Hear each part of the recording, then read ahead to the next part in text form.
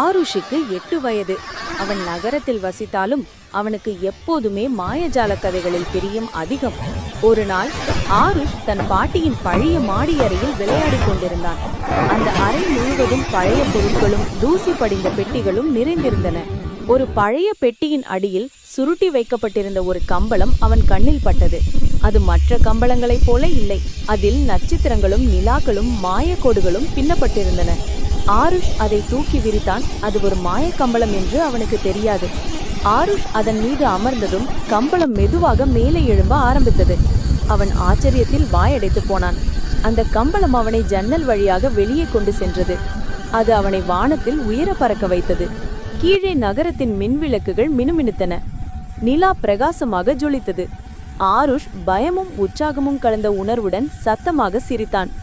சிறிது நேரம் கழித்து கம்பளம் அவனை ஒரு வித்தியாசமான இடத்திற்கு அழைத்து சென்றது.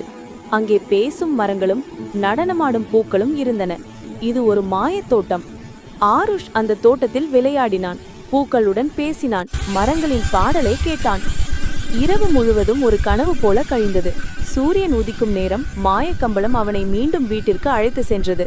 அடுத்த நாள் காலையில் ஆருஷ் தன் பள்ளியில் தன் நண்பர்களிடம் இந்த அற்புதமான சாகசத்தை பற்றி உற்சாகமாக பேசினான்.